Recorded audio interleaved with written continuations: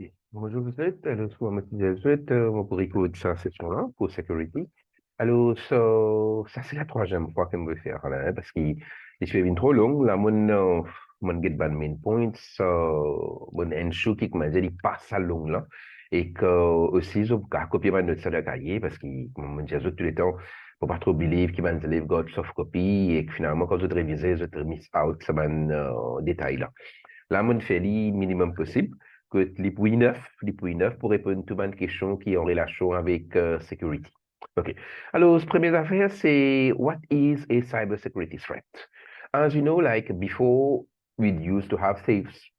Alors, we used to have people attacking banks. We used to have people attacking homes and everything. But now it is more based like the danger is now more online. It's not that we don't have any threat when you have a bank or when you have something secure, but nowadays it's more about being online. The attacks are being done online. Everybody is connected online. Even the poorest countries in the world are connected online. Okay, so everything is kept online, like money, like in Mauritius, it may be not the trend, but see, you must be knowing about the application of juice. Okay, but in other countries, it's so prominent. It's like everybody is now doing money transactions from their mobile. Like you have over 50% of the world doing their transactions money-wise online. Like they may be using an application such as Juice, but Juice is not available everywhere. Like I may tell you, like in India, we have an application which is called Paytm. It's very similar to Juice, but everybody use it. Imagine like in India, it is the most populous country in the world, 1.4 billion people. And out of these 1.4 billion people, maybe over 500 million people are using Paytm to perform money transactions. So now, when you have an application like Paytm or like an application like Juice, so many confidential data, many money related data are kept online. So it is like the internet has become a heaven for hackers. It has become a heaven for thieves. Okay, like before, people you had to use guns. People had to break in. People were fearing jail. But nowadays, all these have become easier for people with malicious intentions. Malicious means like wrong intention. This is a term used in Cambridge. Like malicious intentions means like you're planning to harm somebody, you're planning to steal something from somebody. This is what is called malicious. So anybody who, like online doing something like hacking, cracking, farming, fishing, this is people with malicious intention. So what is cybersecurity threats? Like I told you, these are like they pose a major challenge for individuals that rely on digital technology to store and transmit sensitive information. Because on a daily basis, even the data that you're sending through WhatsApp, even the data that you're sending through Messenger, even the data that you're sending through normal messages, all these they face a threat, like having a cyber attack. Okay. The first term that you are going to use is what we call a brute force attack. A brute force attack is what? Is like a person is trying to crack the password of somebody. Okay, like the person is trying to know the password. It's not actually like using a software or whatever, but the person is trying to like crack the password of somebody. Like how the person cracks the password of somebody. Like it's trial and error. What is trial and error? Okay, I've shown you some example like through these techniques. One is some people they use very simple password 1111 or 1 2 3 4 5 6 7 8 9 10 9. They use password like this, which is very simple. Like they don't want something difficult to remember, so they put some password which is very easy. But this is a very wrong practice. Never do that. You don't right now, maybe your information is not that much sensitive, but later on, when you start working, when you start having money transactions being done from your mobile or from your laptop, never use password which is so simple. Now, another technique that they use like codes or date of birth or whatever, which is related to the person. So let's say somebody is born on 2nd February 2nd February 2010. So the person, no, not 2000, let's say 2nd February 2000. So the person may be putting a password like 020200 or 02020000. So the person thinks like, it's my birthday, it's something easy to remember. But it's not the case. These passwords people can crack easily. Like another person, what they do, they put the pet name, like a pet name is like, let's say there is a dog with the name is called, what you say, Tommy. So they may put the password Tommy the dog or Tommy. Or another simple thing, like the person is having the car registration number. Many people do that. Many people do that. They have their car registration number, like the immatriculation number. They simply put the password as the immatriculation number. Okay, so you should be very careful about what password you're using every time. You should be very careful. Okay, so this is how people make a brute force attack. They crack the password by using simple techniques like this, and many times they are successful. Even a person online, like the person is checking the Facebook profile, he finds the date of birth of this person, or he finds the dog or whatever, and the person, he just tries this, and he's successful. So this you should never be doing. Now, there is another term which is called data inception. Data interception is what? Is that when you're sending a message to someone, it may be through WhatsApp, it may be through web messenger, it may be through Instagram, it may be through normal message, it may be through Viber. All these are possible of hacking. All these are possible of being hacked. So what a person does is that the person will locate the IP address of the sender. The person will locate the IP address of the receiver.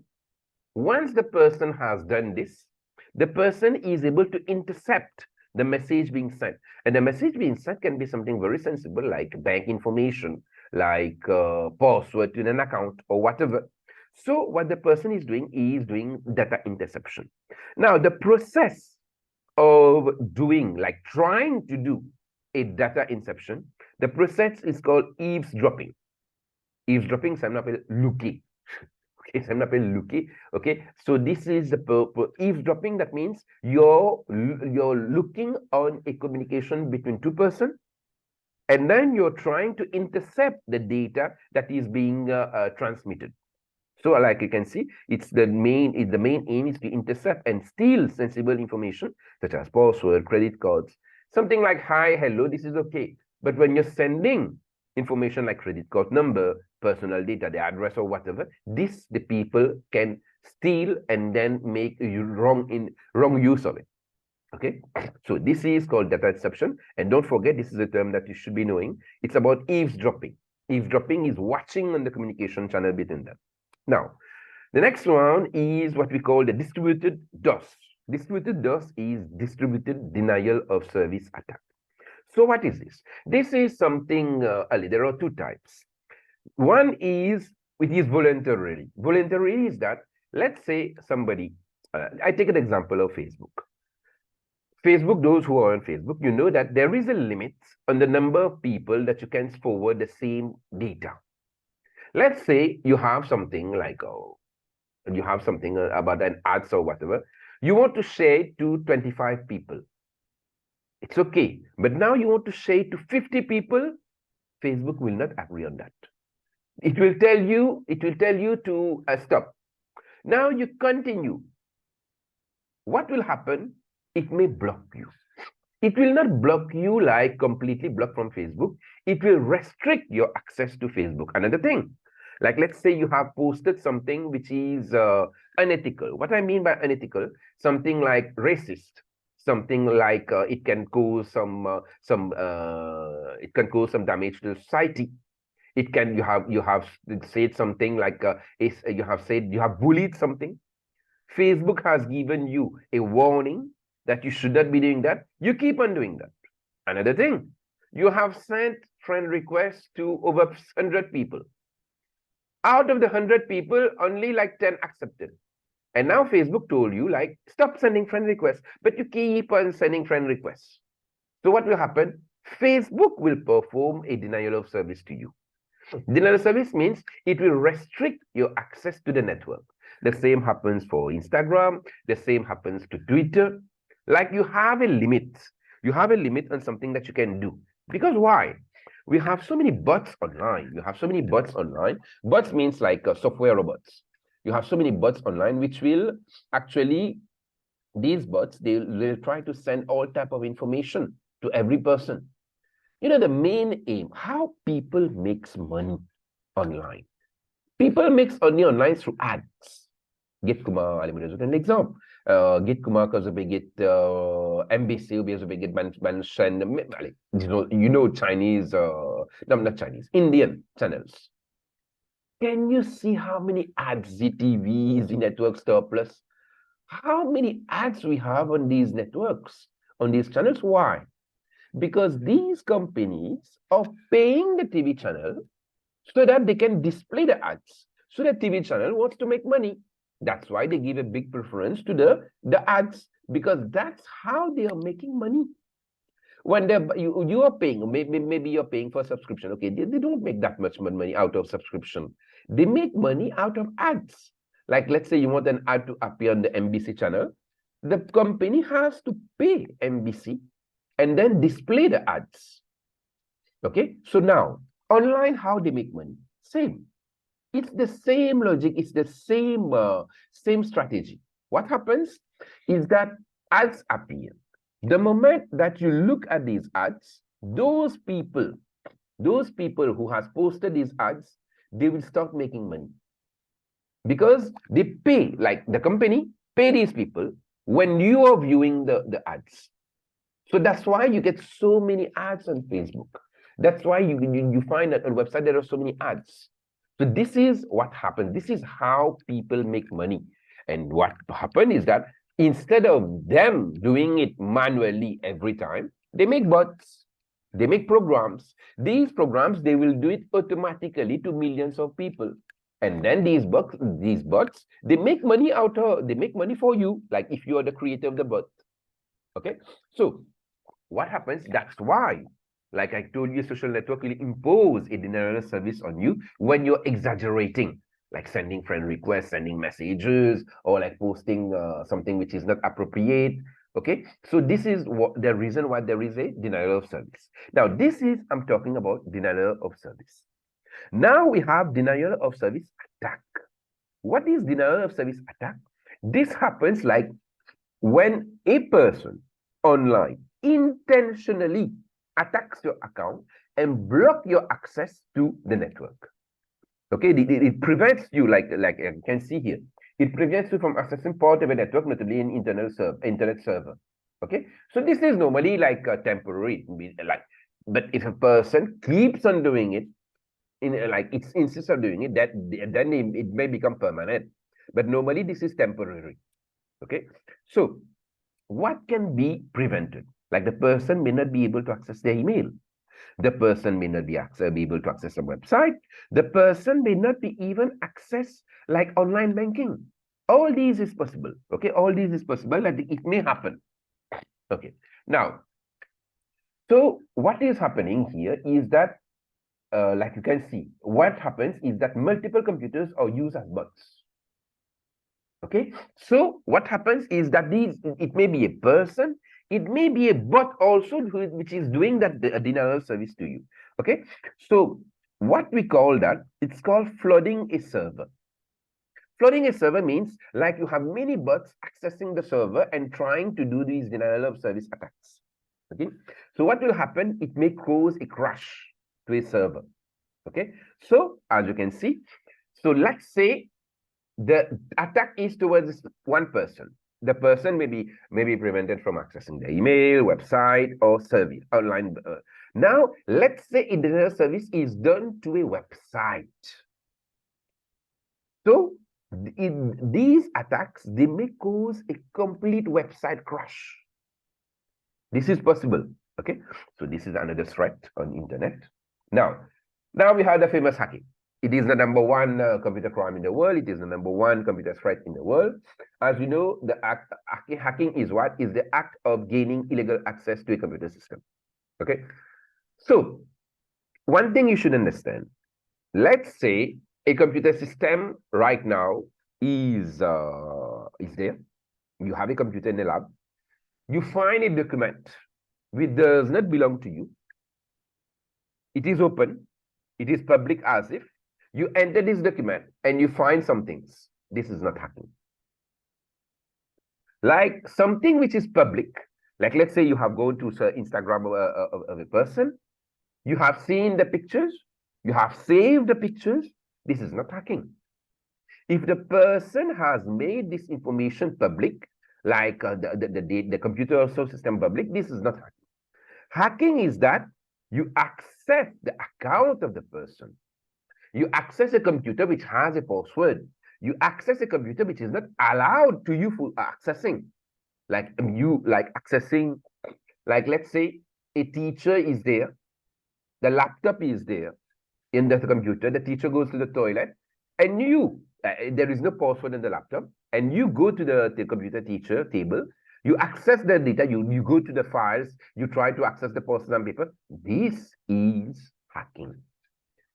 Even there is no password, but you have access a computer, you have access information which is not allowed.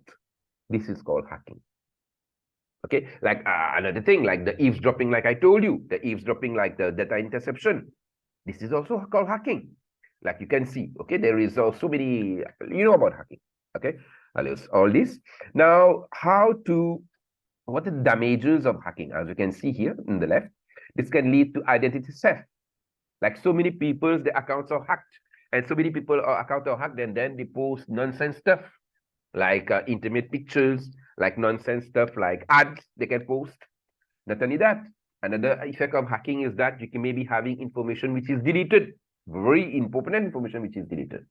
So now, how you stop hacking? One is use of encryption, like we have done before, but I have to do revision on this encryption, symmetric, asymmetric encryption. Very soon I'm going to do a recap on this. This is something that we have completed last year. And now use of firewall, use of strong password, and use of anti-hacking software. Okay, this will go in that different later on. Now, there is a term which is called cracking, and there is a term which is called hacking. So hacking is what? Hacking is that, let's say you're trying the password, like I told you, the simple password 123, or the date of birth, or the pet name, or the street name. This is hacking. That means you access the account by entering a password or accessing something like you're not allowed to. There are many ways. Now, what is cracking? Cracking is that, let's say you're using the password, like the person is using an application to access data. What the person does, the person goes to the source code.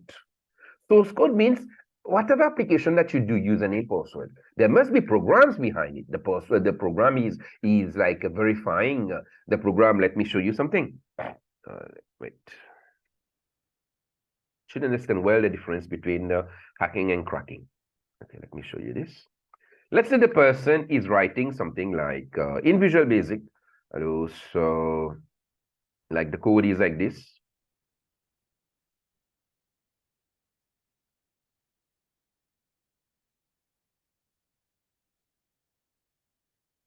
Okay, and then it's called password. Like I'm writing console.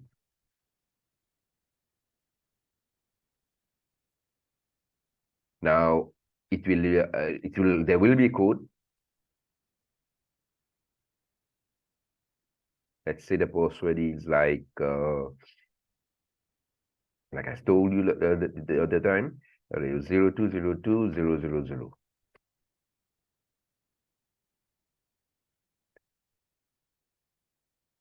Then like a program is opening the software. The program is called start program, like a procedure.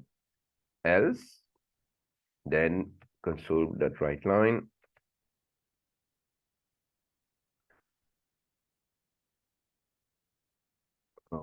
Password. and then if. Okay. This is the code that has been used to access the system. There is a procedure start prog, which will call the program to start. Now the person is accessing the program. What happens? The person goes to the code. This can be done. Even on browsers, you can access codes. Okay, later on, I can show you that. On browsers, you can access codes. The person goes to the codes. Okay, the person goes to code. Let's say this. Normally, it will not be like this. It will be like this. Let's say it's like this. The password is 02020000. But the person accesses it doesn't know it. So the person goes to the code and writes something like morning. The person changes the program. And now the person restarts the program. And now the password, the person just put morning. So he's able to access. Without even knowing what is a password, the person has changed the access. This is called cracking. So all these things that you find on TV, like on these movies, like Mission Impossible, whatever James Bond movie, like the movies, like any movie that you have seen on Netflix, like the person that tried to access the system, they actually perform cracking, not hacking. Yeah, the end game is hacking, but they use crack. They crack the password. What is cracking what is the term about cracking? Is that they enter the code, they enter the source code, the program that has been written, they change the program codes, and now they are able to access the system. Okay, so I hope that you have understood the difference between cracking and hacking. Okay, now we go to the term malware. Malware is a rather recent term.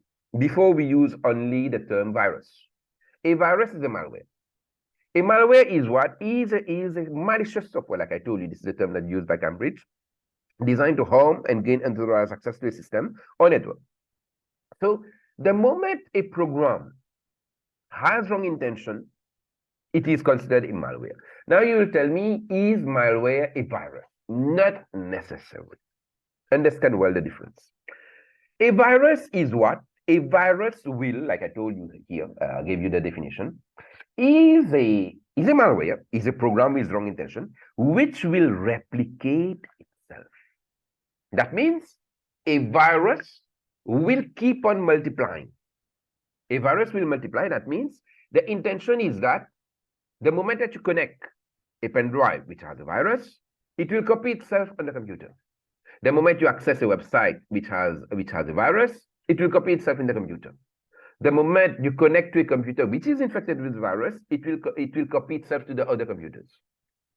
So this is a virus. But not all malware are viruses. So some malware, they will do the damage, but they will not copy itself. That's the difference between a malware and a virus. So a virus is a malware, but a malware is not necessarily a virus. Hope you have understood. So the most common is virus. The most common is virus. Like I told you, you can the virus will replicate the code. The code is to damage the computer system. It will turn upside down the normal running of the computer system, and it will replicate itself. Now, what kind? Now we have types of viruses. One is called worm. Okay, so what worm will do? A worm will keep on multiplying itself until there is no memory. That's the purpose. It will enter the computer system. It's not only one copy of the worm will exist. It's par exemple, quand je dis les a plein, par milliers de cas avec une place que vous avez les parce qu'il multiplie. Worm, il multiplie extra vite ça. So same, a worm will enter the computer system. It will not be only one copy. It will be like hundred thousands of copies and sometimes even millions of copies. The aim is to overflow the memory. Now, next one, we have what we call a Trojan horse. A Trojan horse is what? It is a program. You will install it. You, without knowing, it will install it. Now, you may think it is a useful program. Like you find something like,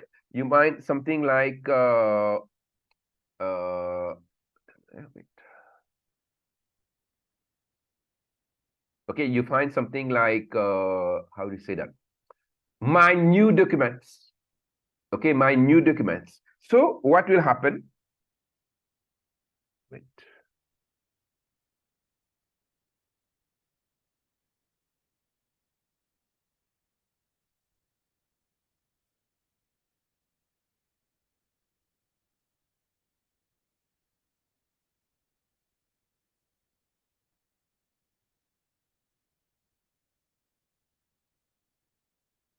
Okay, let me share this again.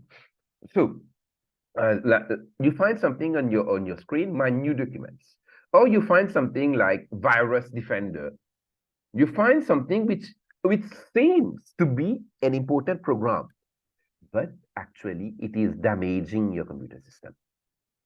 Okay, but actually it is damaging your computer system. So this is what may happens. Okay, this is what may happens. Okay, so this is a Trojan horse. Now we have spyware. Spyware, what happens? It is one of the most famous malware. What's the purpose of a spyware? It will enter the computer system mostly through websites that I think I have explained to you as spyware. It will enter a computer system through a website. Okay. So what happens is that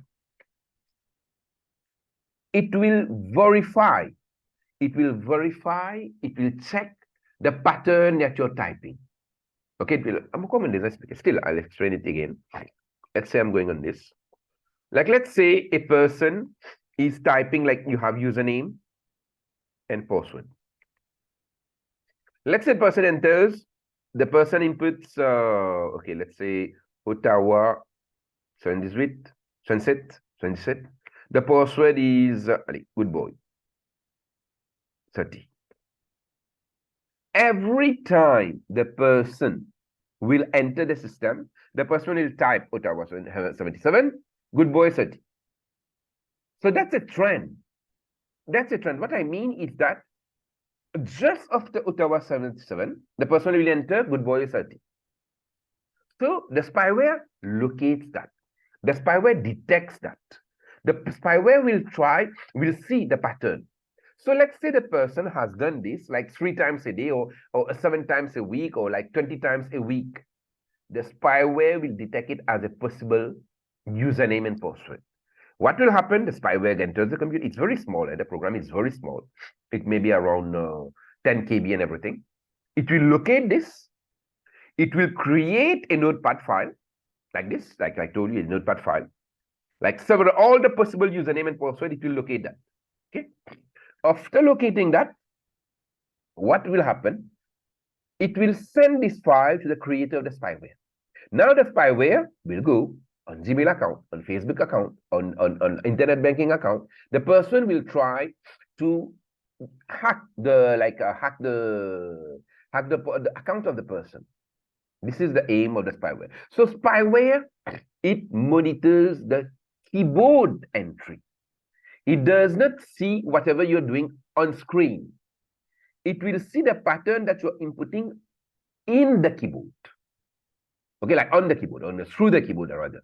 It will observe that. Okay. So this is a spyware.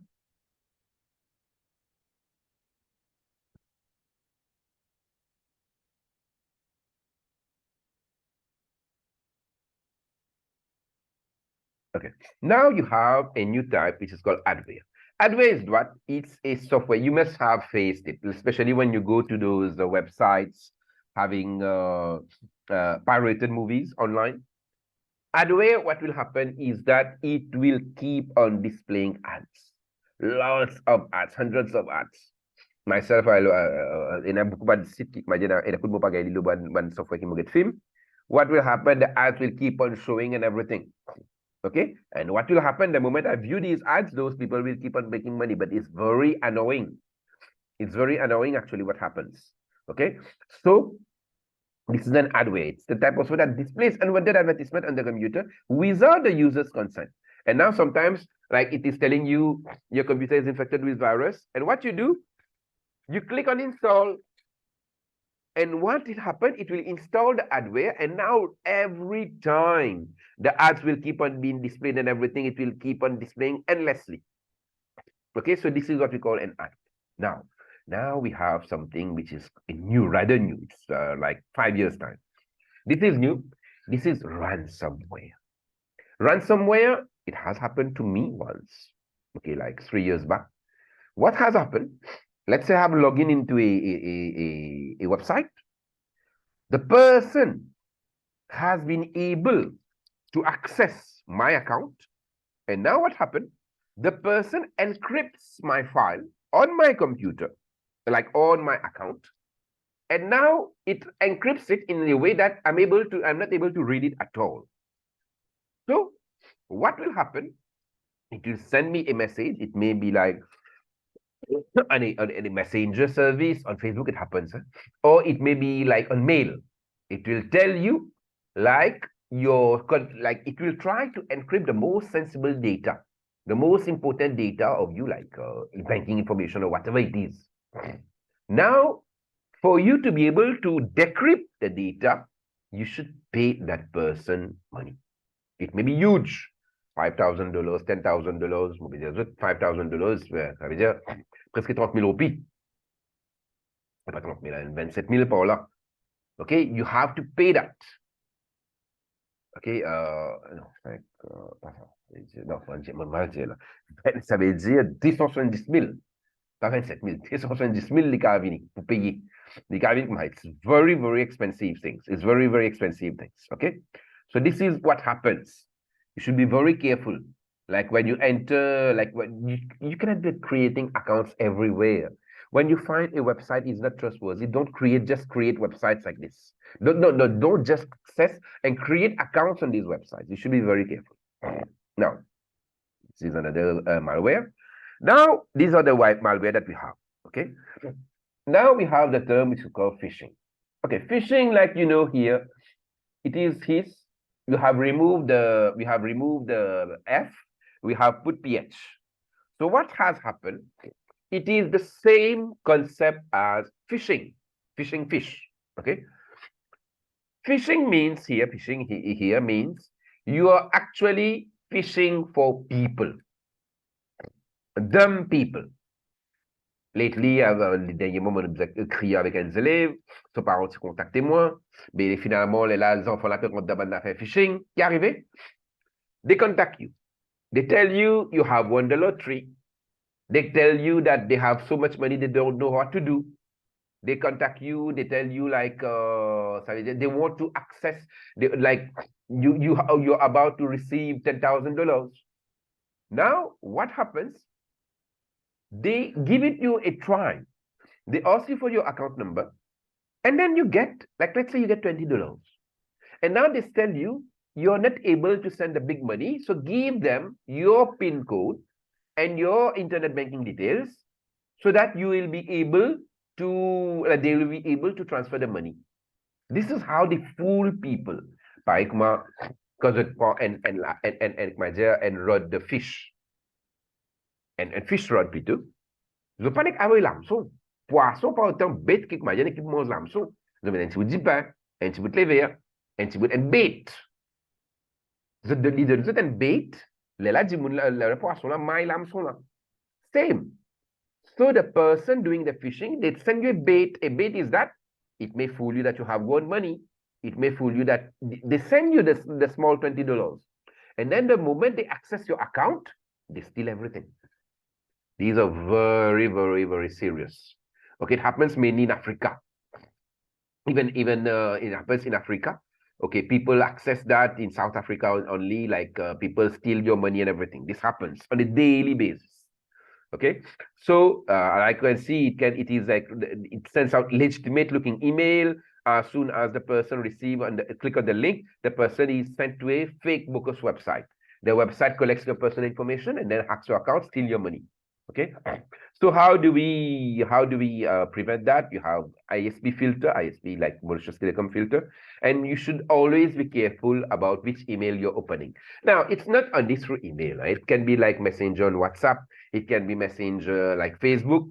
They can use any application to contact you. Okay. Now what is farming? Farming is what? It is the same end game as fishing. Now you can see It is a malicious code installed on the computer and under the web server. The code will redirect you to a fake broker's website. Same for phishing, it will redirect you to fake broker's website. Now, phishing is personal interaction with the person to try to fool the person. Forming, they will not interact with you. Forming, they will install some codes on your browser or on your computer, and these codes will make you, will make this website appear so that you can click on this website. I don't know whether you have faced it. Il y a beaucoup de misères, je me disais, OK, le search engine, quand je vais type, after, je gagne un autre website. Remplace qu'il y a une affaire officielle, je gagne une affaire pétrole. Quand je vais search for something, qui n'est arrivé, in gain forming. Forming, ça vient de code installer le browser spécialement. Les là, after, remplace mon trésor, disons, un pour Toyota, un pour avec ma Nissan. Mais il pas pour le website Nissan, il pas pour le website Toyota. It will enter other websites that are fake and bogus. So this is what happens. This occurs especially when you go on pirated websites. Okay, pirated websites. These codes go through the website, the browser, enters the computer, and maybe infects your browser. Okay, this is what happens. Okay, so as you can see, they are able to access the personal data and everything. Okay, now we come to a new term. This is social engineering. Okay, so social engineering is very similar to phishing. Okay, it's very similar to phishing. So what is it? It involves, social engineering means the art of fooling people. Like you have so many social engineering these days. Beaucoup de online, je trouvais un guru online, un guru qui get destin. Un guru qui get destin online. Les là, ça m'a dit, là, fool you, ok, dit, là, pas des enfants, faites la prière, de moi tel casse, ou ça, les autres, des enfants. Ou bien, pas résider au travail, mais d'un casse, social engineering. Like the person use all types of techniques, okay, to gain confidential data about you. It can be anything. It can be an email. It can be like a messenger chat. It can be a phone call.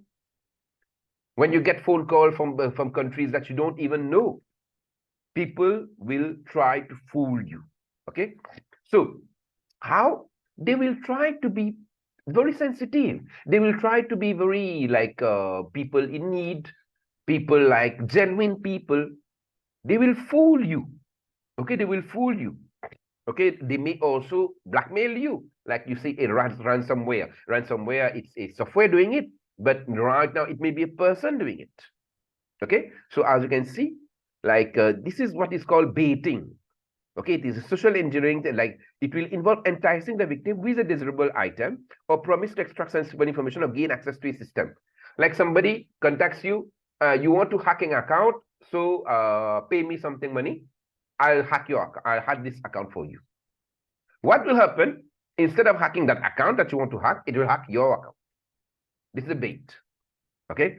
Another thing, like here, you have a USB on your table. It's written salary information. So the person goes into it. The moment the person goes into that pen drive, the pen drive has malicious code. It will install on the computer. Okay, you have so many types of example. Okay, like once you open the pen drive, you can have malware installed or spyware installed. Okay, so it is the art of fooling people. Okay, it is the art of fooling people. This is what we call, like you manipulate the person. This is what we call social engineering. Okay, now, like the end game is actually to gain the unauthorized access. Next is what we call war driving. Okay, the term is a bit too much. Why it is war driving? This myself, moi, mon pas de comprendre qui fait tous les temps on appelle ça war driving. Alors, war driving, c'est quoi? Quand vous êtes coquin password Wi-Fi.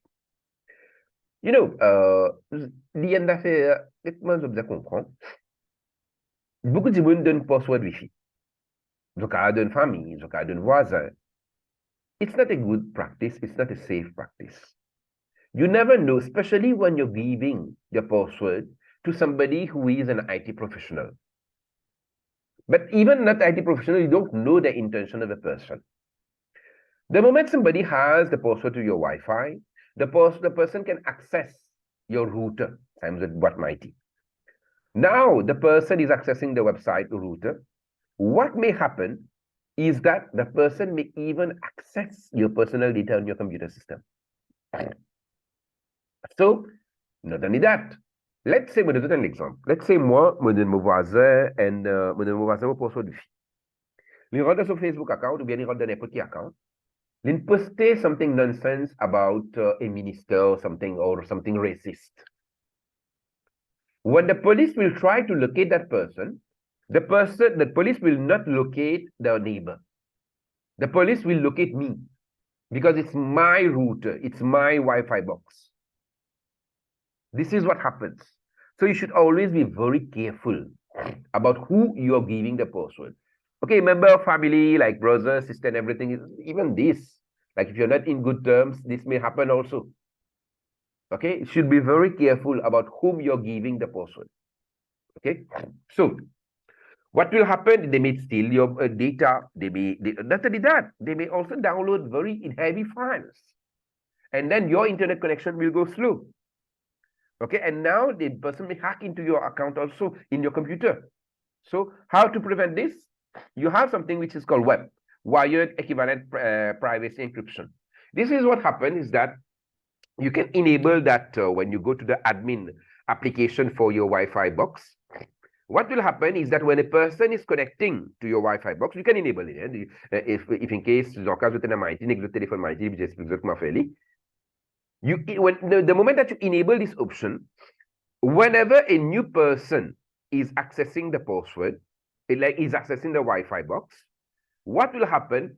You will need to press a button on your live box. The mighty live box. You need to press a button. Now, when you press a button, now the person can gain access. Get comment? Donne le password de voisin. Des voisins, comment ils disent qu'ils donnent password là? Est-ce qu'ils ont pris le contrôle l'autre sans le password? Non. Non, on a le contrôle. So this what happens. Le dimanche vini, elle prend un password du fil. Le dimanche là, ce qui me vient côté là, capable de wrong intention. Il trouve une antenne Wi-Fi, un voisin, il full allow, il fait une connexion rapide, mais il fait un travail qu'il n'a pas besoin. Il fait un hacking, il fait un social bullying, il fait un racist comment, whatever. And now you'll be penalized. So you should always be very careful. Okay. Now, next. Now, these are the main computer threats. Now we go to techniques that are used to keep the data safe.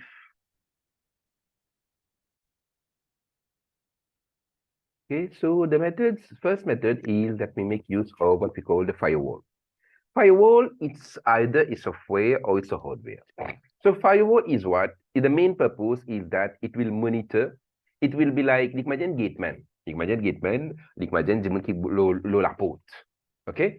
It will qui est un qui la porte qui fait, garder la porte qui fait. Il veille qui dit rentrer, qui dit sortir. Les cas avant personne du monde rentrer, les cas avant personne du monde sortir, les cas ferme la porte là, net, les cas ouvre la porte là. So it's like, this is what we call a firewall. Okay, so it will be now when it is a software, when it is a hardware. Normally in all your computers, in all your mobile and everything, you have a firewall, which is a software. The software will monitor whatever is coming in, whatever is going out. Okay, it will monitor that. Now, every company has policies like which information like get in compagnie dans cybersécurité, dit vous connaissez qui data gagne droit rendre de compagnie là, qui data pas gagne droit rendre de compagnie là. So this is a firewall will act according to the company's policy. Okay. Now, when it becomes a hardware, allez, imagine you have a network. A network, let's say you have a network of 25 computers.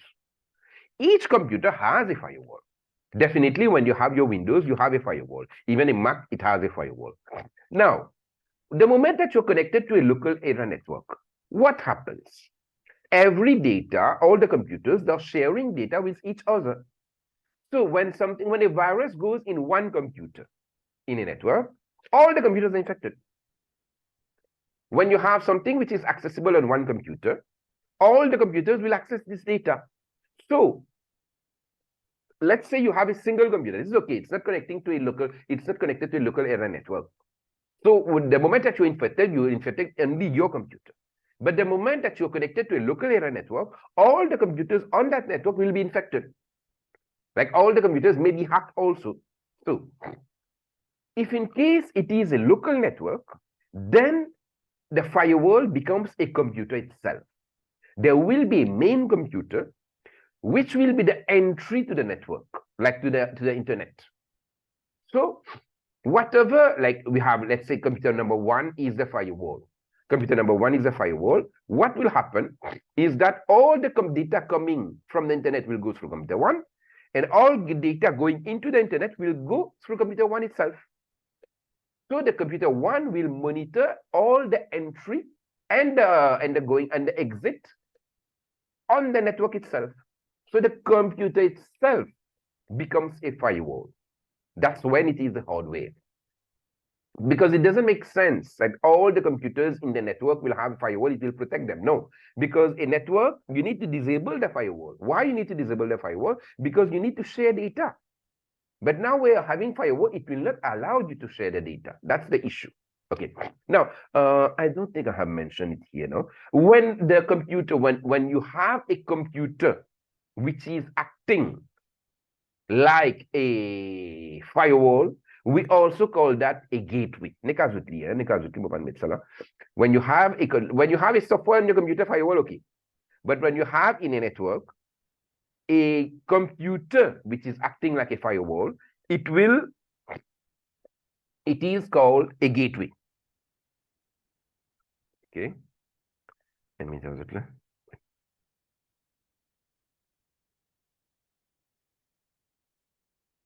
wait.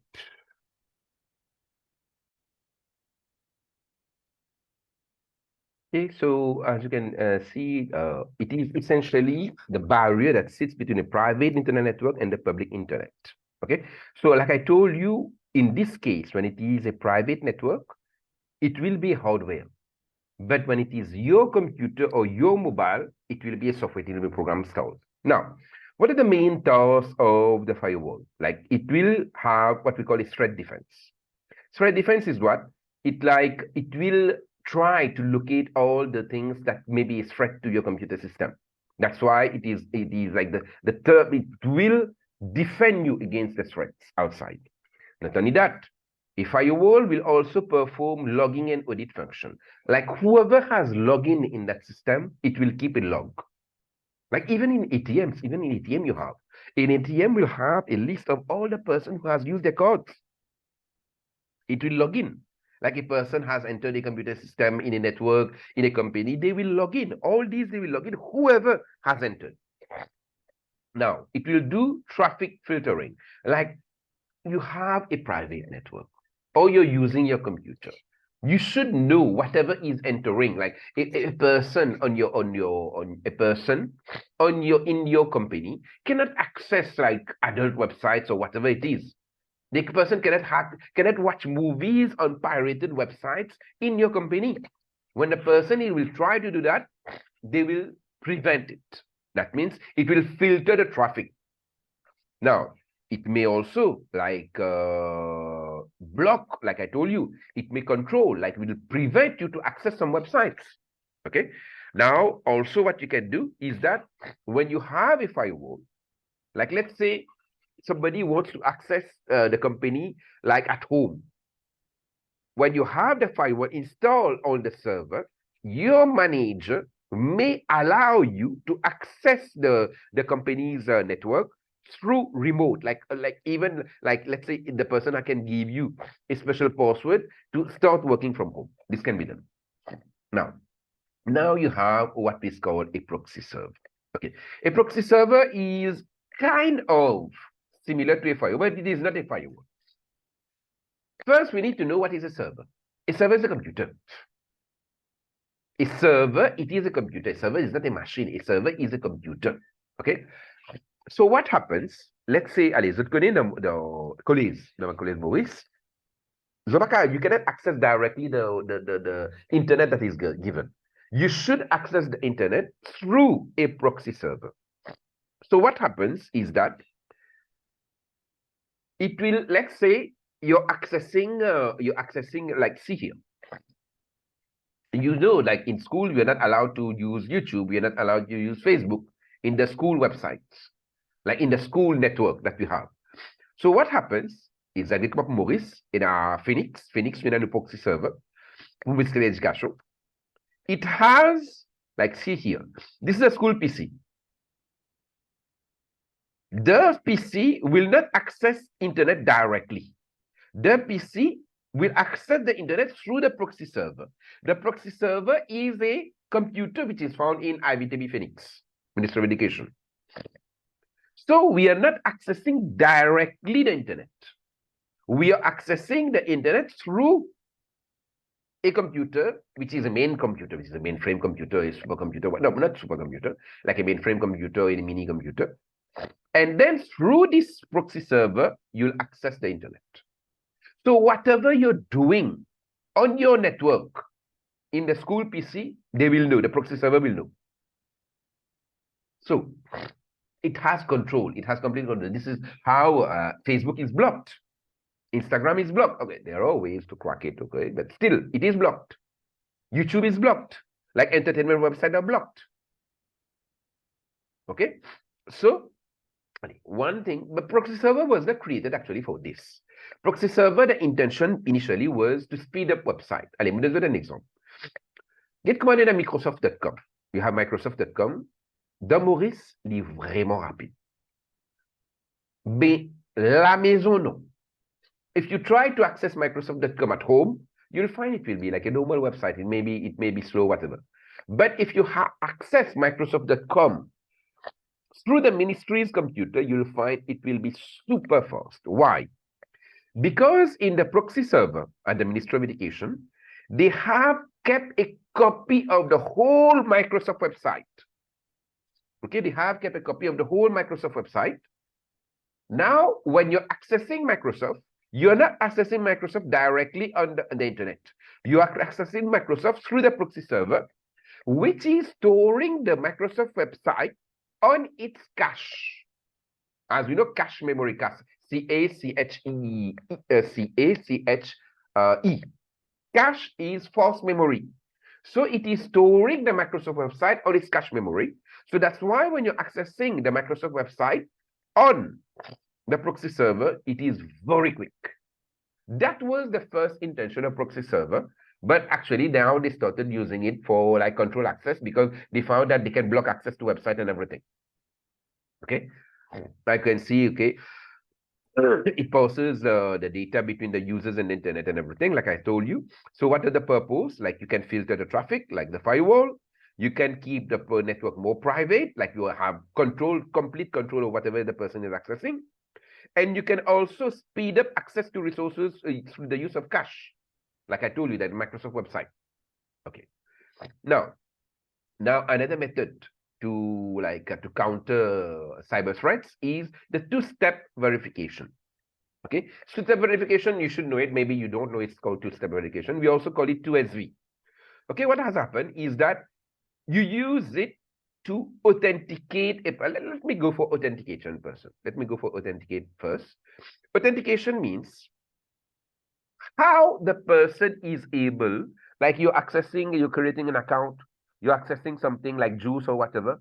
So how the person, how the company, how the server will be able to validate that you are actually a person and not a bot. How it will be able to validate that you're not trying to crack the password or hack a password. It will use authentication. Like when you're accessing, let's say I make a Juice transfer of money, they will send me a PIN code on my mobile, a normal SMS, and then I can authorize this transfer for big sum of money. Okay, like let's say you're trying to create an account, they will send you a PIN code on your email. This is authentication. Or not only that, they will tell you to put your fingerprint. They will know that it's you. Now, this is authentication. This is another method of verifying, of counter the cyber threats. Now you have the two-step verification. Two-step verification is used actually to authenticate the person. So what is happening is that it will tell you to put your username password. This is one. But this will not be enough. it will also send you a PIN code that you can receive via email or normal SMS, and then finally it will allow you to access. Example, myself, I have two-step verification. Si on ka mo pot accès mon Gmail de n'importe quel autre computer, apporte mon portable et mon laptop, it will send me a PIN code on my email, or it will, no, not on my email. First thing, it will send me a normal PIN code on my mobile, normal SMS. From Google, from USA, it will send me a PIN code, and then I'll be able to access my Gmail on that new computer. Okay. So this is two-step verification and authentication. Now we have what we call the anti-malware. Anti-malware, like I told you, it's not antivirus directly, it's anti-malware. Like I told you, a virus is a malware, but a malware is not necessarily a virus. Okay. Here I've given an example of antivirus. You know what is an antivirus? It will remove the virus. I have already explained to you worm. I have already explained to you Trojan horse, but I haven't explained to you logic bomb. Okay. An antivirus will remove logic bomb also. Logic bomb is what? It is a virus that goes in your computer system, but remains silent. It will not do any damage. It will stay hidden until a specific date and time. Voyez, je me met, disons, 1er août, et un virus de computer là, il n'est pas pour éclater le computer là, mais il peut faire de damage. Let's say it will delete your complete my documents. So it has entered the computer system. It has remained silent for like 20, 25 days. Then suddenly, on the 1st of August, it deletes everything. This is a logic bomb. Okay. Now, another anti-malware is anti-spyware. Anti-spyware is what, like I told you, spyware is a bit difficult to locate because it's not something that replicates actually. Okay, so it removes the spyware, which is much more complex than antivirus. What happens is that it will check the rules that one spyware has followed. Like it will look for let's say there is a spyware which has entered the computer. It will see what are the rules that the spyware is following, like username, password. And now using the same structure, like the spyware is a very small file, it will try to locate the other spyware. Okay, not only that, let's say you have a spyware which is not accessing your web browser, but is accessing the apps that you're doing. This is about the file structures. It will see the structure in which the spyware has been created, and then it will try to locate the other spyware and then remove them. Now we have something which is called access level. Access level is what? Access level is that it's mainly used in a company. Get me dans la banque, and cashier pour qu'on ait check d'un casse. And clerk,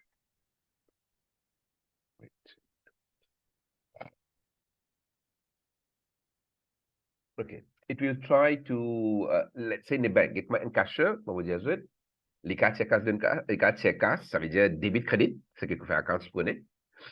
Aster and clerk, and bank clerk, and bank clerk, l'idée pour qu'on va dire allow application of a loan. And cashier pas pour qu'on va dire allow an application of a loan. L'idée pour qu'on faire les autres affaires qui and clerk and cashier pas qu'à faire. Alors, and clerk, il y a un higher access level dans les cashiers. Aster and bank manager, l'idée autorise un loan. Mais un clerk pas qu'à autoriser un loan. C'est ça candidate in level of access. Et nous avons un grand système, mais pour cacher là, il est plus bloqué que tout. Pour clerk là, il est un peu bloqué. Tandis que pour manager là, il est open complètement. This is access level. Like the privilege, this is also called privilege. The cashier has the lowest privilege in the bank. Right? It has minimum access to the system.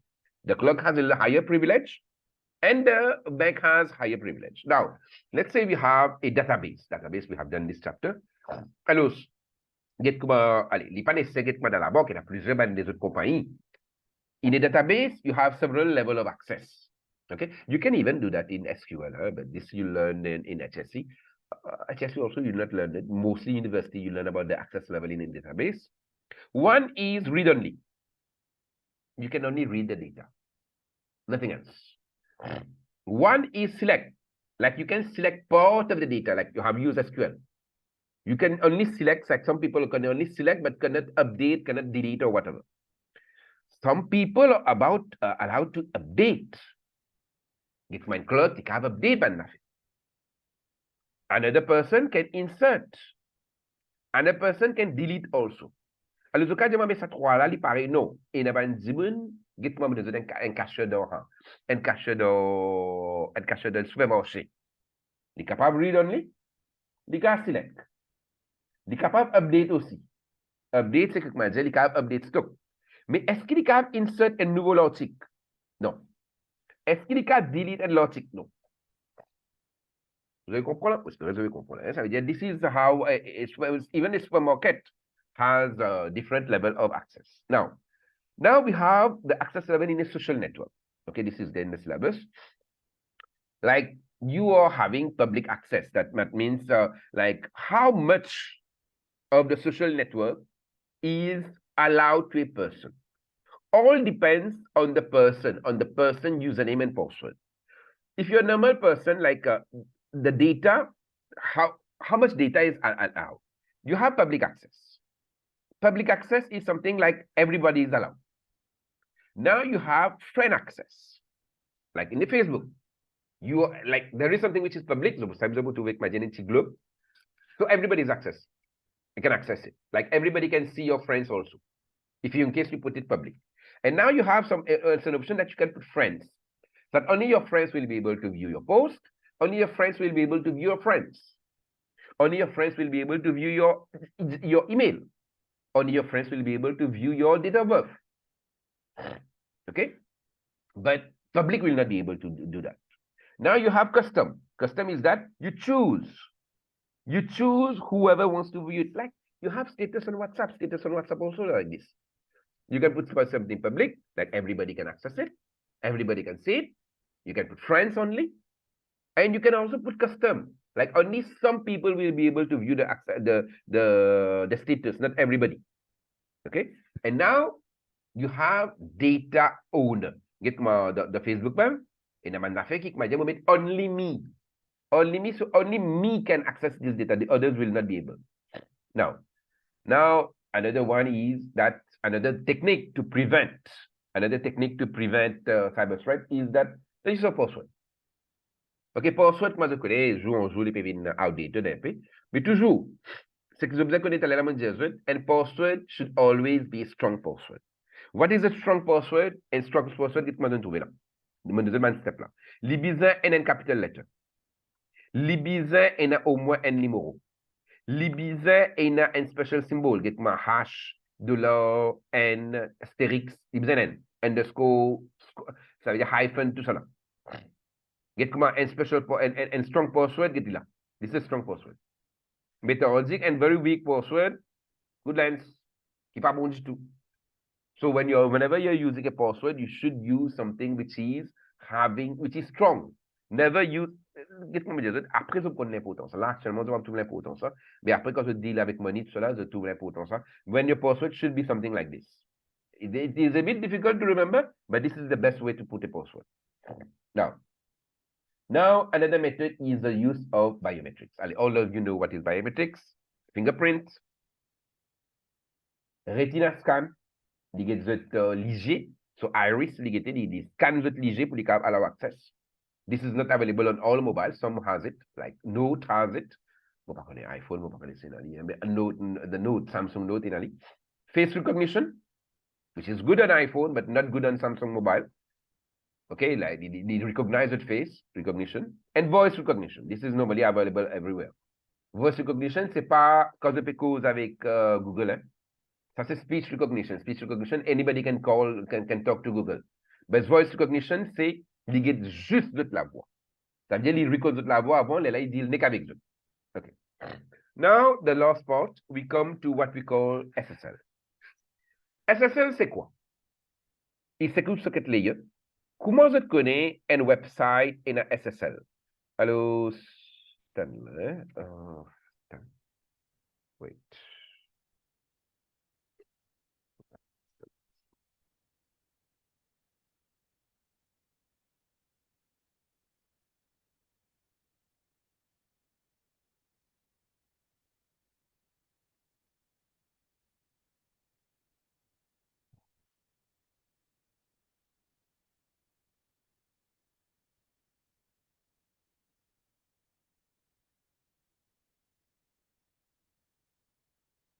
Alors, un website, il peut être SSL, quand vous trouvez ce web address, ce URL, commencez par sa green padlock là. Vous devez un cadenas vert. Là, je connais un website et un SSL. Alors, SSL, ce n'est pas juste website, même WhatsApp et un SSL. OK? Et un SSL, c'est un secret secret layer. Si vous trouvez un website, il pas commence par sa green padlock là, ça veut dire qu'il y a un SSL là. Alors, il n'est pas recommandé du tout qu'ils se fassent money transaction sur sa website là. Alors, what is exactly SSL? Alors, SSL, c'est quoi? Ça veut dire que je me rends un site. Là, c'est mon rentre le site défi média. Défimédia.info. Let's say pay un SSL là-dedans. Ça veut dire si moi, je contacte défi média, sur le website, je dis hi, je dis hello, I want to know something. Ça transfère l'information depuis mon computer là. Pour le défi média sur le serveur, il open. Du monde qui a hack. Et quand du monde pour hack, pour finir connecter message, je peux lire. Let's say Astir, je rentre dans un site comme eBay. eBay, quand vous rentrez, surtout le parti que vous avez payé là, vous pouvez trouver un SSL là, donc vous avez un green padlock là. eBay, Astir, moi, je dis hi, hello, moi. eBay, je peux avoir un avec mon crédit code, mon adresse, mon détail personnel. Mais eBay, quand il y a un SSL, l'autre computer, je vous trouve data là. eBay, quand vous ouvrez ce message, vous trouve data là. Mais in between, comme message pour naviguer on the website, it will, on the internet, it will be encrypted. What it means, on your computer, it will be plain text. On the website server, it will be plain text. But in between the transfer, it will be fully encrypted. So if somebody has done a data interception, has done eavesdropping, the person will not be able to read the data. So this, you can enable a whole website to have this. So whatever transfer of data there is between the browser and the server, it will be fully encrypted. Alors, how we do it is by what we call an SSL certificate. An SSL certificate, c'est exactement moi, avant de déjà créer un website. Là, que vous passez mettre SSL, mauvais la mettre, parce que c'est un website, c'est un social network que je crée avant. Bien avant. Alors, tu as beaucoup d'attaques. Tu as beaucoup d'attaques, ça m'appelle ban brute attack, tu as beaucoup de bots qui attaquent mon website. Quand tu mets SSL, là, il arrêté. Alors, dites-moi mon website que je crée. Les Python skatecollege.com, c'est quel Python vous connaissez? C'est qui pour le Python skatecollege, c'est quel Python que je déjà créé. C'était un website que je crée avant. C'était mon fini, parce que mon oublié travail Python. Python skatecollege.com, c'est une website. Mais partie d'un SSL là-dedans. Comme on met SSL, n'importe qui élève, tu peux contacter l'école. Ça l'école, tu serveur là. Et les élèves là, tu peux servir sur le browser. Ce qui est arrivé, c'est connexion anti-public. Mais quand on met SSL, tous les ça veut dire, quand les élèves là, les open, quand web server là, ils open. Mais soit in between, les encrypted. Alors, comment tu applies pour SSL, moi-même, ça à l'époque là, comment tu crées c'est là que on a découvert c'est quoi SSL. Je donne moi un certificat. Et they given me a certificate. The certificate had my SSL code. This is my certificate actually. Now, the moment that my website has SSL, it will have a certificate. That means it will have a code for it.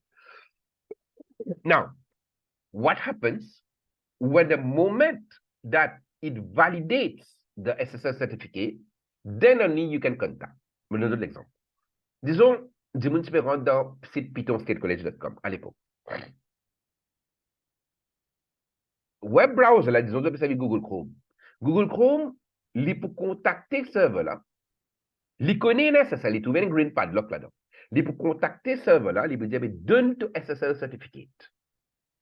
Là, the server will give the browser, ça veut dire le Chrome, il peut donner SSL certificate.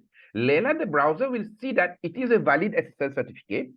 Then only it can establish communication between the web browser and the web server. Le browser, la Chrome, là, il rentre, il trouve qu'il est SSL. Mais il n'est pas qu'à dire oui, il est SSL. Il a besoin de SSL certificate là. Là, server là, Il y a beau dire ce certificat, ça n'a fait bot, ça, directement, il fait, pas besoin de moi pour expliquer là. Il y a beau certificat là, là, Chrome valide ce certificat parce qu'il y a une liste de certificats. Là, quand il finit valider, là, qui communication qui a déroulé entre les deux. Okay? Alors, as you can see here, okay, the type that rules used to communicate between each other across the network. This allows the data sent and received securely over the network. When a user logs in on the website, the SSL encrypts the data. Only the user's computer and the web server are able to make sense of what is being transmitted. Okay, alors a user will know if SSL is being robbed if they see HTTPS or the small padlock in the status bar, some green padlock. Alors, what are the steps? The user will type in the address of the website. Alors, the browser sends a message so that it can connect to the required website, which is secured by SSL. Browser sends a request to the web server to identify itself because it needs a certificate. The server responds by sending a copy of the SSL certificate to the web browser.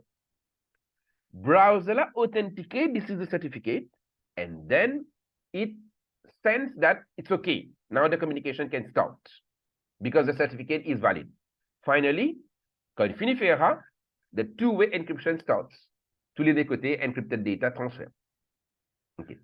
Okay. This is about security. Alors, on finit. Semaine prochaine, nous continuons. Ça veut dire vendredi et samedi, les sons normales.